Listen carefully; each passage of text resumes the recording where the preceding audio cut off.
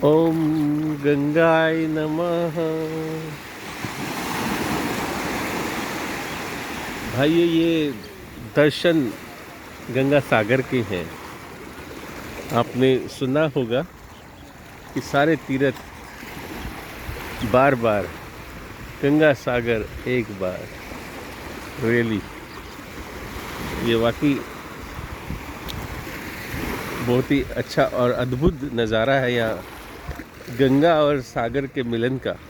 देखिए क्या अद्भुत नज़ारा है। इधर साइड में ये जो देख रहे हैं आप, गंगा है, गंगा आई है, वो सामने सागर है, दोनों का मिलन हो रहा है यहाँ। ये सभी लोग यहाँ स्नान कर रहे हैं। ये वेस्ट बंगाल के बिल्कुल एंड में यहाँ एक दीपू है। दीपू के अंदर में ये गंगा सागर का स्थान बना है, जहाँ कपिल मुनि ऋषि का आपने नाम सुना होगा वेदों में। यहाँ पर उन्होंने तप किया है, उनका यहाँ मंदिर है।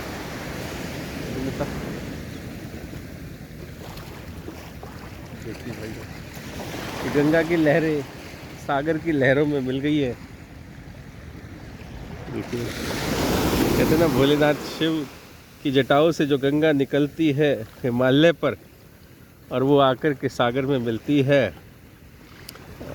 और गंगा यमुना सरस्वती का भी मिलन बीच में हो जाता है, और अनेकों नदियां इसमें मिल कर के ये महानदी का रूप लेकर के यहाँ महासागर में आकर के महान बनती है। देखिए,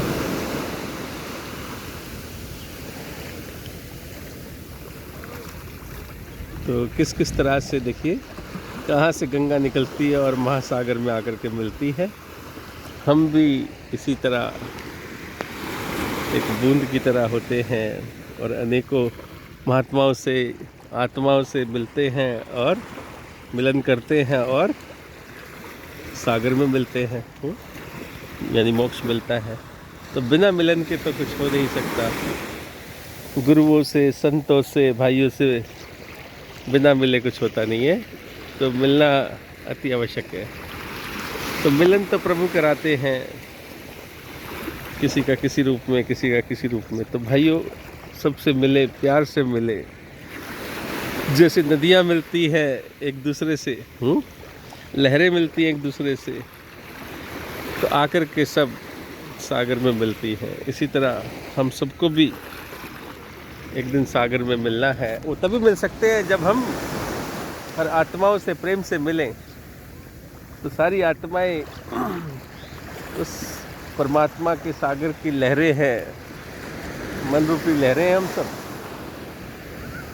हम सबको मिलन करना चाहिए एक दूसरे से, एक दूसरे की सुननी चाहिए प्यार भरी बातें, प्रेम से रहना चाहिए, तभी मिलन हो सकता है सागर से, अन्यथा नहीं।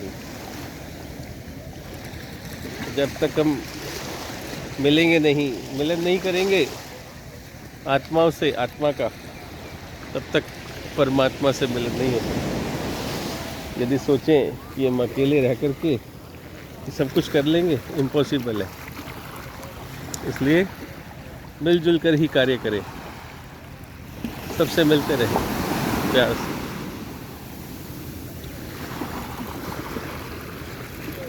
से। देखिए, सागर की लहर आई, सागर ने लहर बनाई, लहर ने बुलबुले बनाए, सृष्टि बनी बुलबुलों की। ये देखिए, ये सागर की लहर आई, बुलबुले बने, और पल में मिट गए, और लहर भी मिट गई। लहर भी दुखी हो गई कि मेरे बुलबुले कहाँ गए।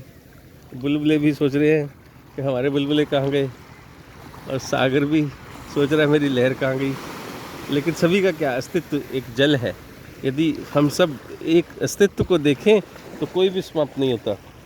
बुलबुले का अस्तित्व भी जल है, लहर का अस्तित्व भी जल है, सागर का भी अस्तित्व जल है। तो तीनों का अस्तित्व ही जल है।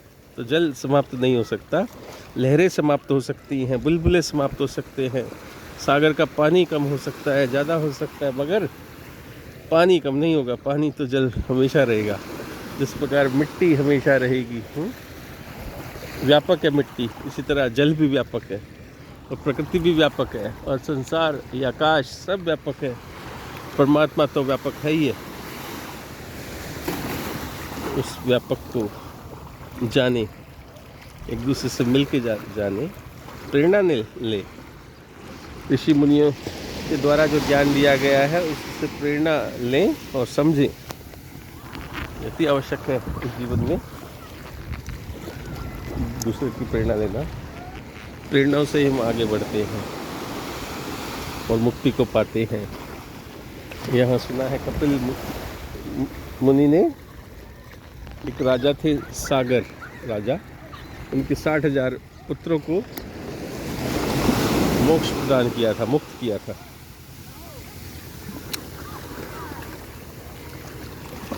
इस प्रकार से यहाँ बताते हैं। तो ये भव्य दर्शन है भाइयों। गंगा सागर एक बार, सारे तीर्थ बार बार, यूं ही नहीं कहा गया है। ये अद्भुत नज़ारा है। देखिए 3-4 किलोमीटर लंबी चौड़ी ये गंगा है, उसके बाद सागर है, ये मिलन है। बड़े ही मुश्किलों से यहाँ आया जाता है। बिल्कुल भारत के बिल्कुल लास्ट कोने में ये स्थान है। तो कपिल मुनि ऋषि ने यहाँ यज्ञ करके या ध्यान करके आश्रम यहाँ बनाया हुआ है, बहुत अति सुंदर। हम आपको दिखाएंगे। Thank you.